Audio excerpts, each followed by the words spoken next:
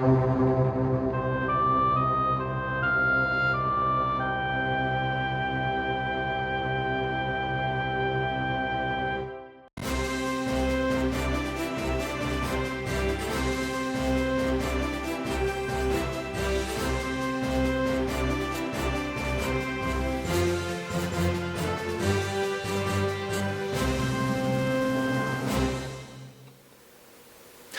everyone, Mark the Movie Man here, and yes, we are weighing in on the final chapter, one last time, hashtag. It is The Hobbit, the Battle of the Five Armies, brought to us by director Peter Jackson, who's taken us through Middle-earth over the last 14 years, and finally we have come to this culmination of CGI buffet explosions, oceans. Okay, there's maybe not explosions in here, but it's definitely explosions of CGI effects all over your face.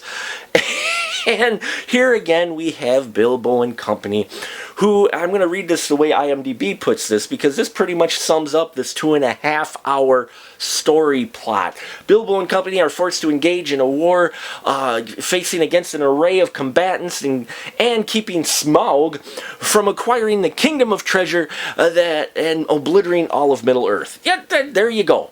That's the plot, folks. 2.5 hours for that.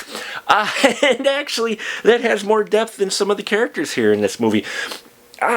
Look, I do enjoy great visuals, and this film, in the first half of this movie, I really dug it. I really enjoyed it, which sounds odd, I know, because you're waiting for the Battle of the Five Armies. That's gotta be the ultimate what you look for. No, I actually enjoyed the opening where we pick up right after the events of the second one, where Smaug is going after Lake Town. This is a dark and extreme scene. You do have some humorous moments in here, but really, this is an edge of your seat type of stuff. You're not quite sure who's gonna survive and who's not, and Smaug is just looking evil as hell. And I loved that opening. And that opening, yeah. And then you have the rest of the film. And then after this, we do get a scene soon involving Galadriel, played by Cate Blanchett again. You've got Elrond with Hugo Weaving playing him. And, of course, Christopher Lee as Saruman coming in with Gandalf. And there's an epic battle these guys fight. It's not a long battle. It's action-packed, though, and I loved this fight. This fight was a D&D player's dream. The way this played out, it was like people are rolling the dice constantly for this battle. And it's true, because I loved the way it was shot, and the way it was done, and the way these guys just kicked ass. It's exactly how you would picture these characters handling the situation. Loved that scene, okay? And then we get Martin Freeman back as Bilbo Baggins and Ian McKellen as Gandalf.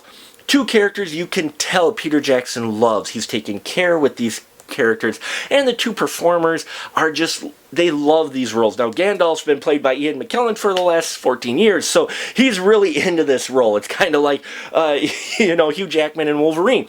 So he really is in it, and, from now on, everyone's going to see him as Gandalf whenever you read the books, and that's just fine, because his performance still top-notch as Gandalf, even with some writing that, like I said, you could tell Peter Jackson and the writing folks really took some care with his character and Bilbo. Now, they do some other things with Thorin in this film that I had forgotten from the book and that were talked about a little, but here it just felt stretched out, and I didn't think it did the character justice considering what we had seen him go through in the first two films. So having him go this role, while it is a bit of a twist, I didn't quite like it for one, and just the way it was handled, it was written, felt very clunky, and the solution of how he comes out of this even more, so I didn't quite like how that was handled. And then, of course, we've got this love affair between, Tauriel and the dwarf, and that's has seemed contrived from the start. You could tell that was added in, and I just didn't feel it with this couple. I really didn't, and I feel bad because it comes to there's some dramatic moments with this couple, and I felt like okay. I mean, and don't get me wrong, Evangeline Lilly really puts in a very strong performance as this character. It's just the way it was written. I'm not sure what it was with this film, but I think it's the last half of this film that just becomes an hour-long CGI battle. While, don't get me wrong, I love fantasy films and I love the visuals, but some of them were poor. It seemed weak. They seemed a bit lazy in some of these shots. Plus, it was, stuff that we had seen before, and it didn't quite come to the head that I wanted it to, and it seemed drawn out. It seemed like Peter Jackson just couldn't let go of Middle Earth, and he just had to squeak out more and more action scenes in here when he could have trimmed it up really well and made for even better film, I think. It looks great on the big screen, okay, and I did see it in the 2D and not the 3D, so I'm not sure how the 3D looks. And it is sentimental near the end, with Bilbo, and so you could tell, I don't know, I think it was just a weak ending one last time. I think it was weak as far as the rest of the body of work goes, and I was hoping a little more. Maybe expectations were a bit too high. I'm not sure, folks. I will say that it is worth probably the price of a matinee. You want to go see it on the big screen, especially if you've seen the other two, want to be a completionist, go see it. I didn't think it was awful, but I really think the first half of this film was a lot better than the second half of the film, and I really think that these 3 movies could have been cut down to 2 movies and been phenomenal, instead of a very long and unexpected journey for one young adult book that takes place in Middle Earth. So I have to give it 2 3/4 stubs, not quite 3, folks. Like I said, if you really want to see it as a matinee.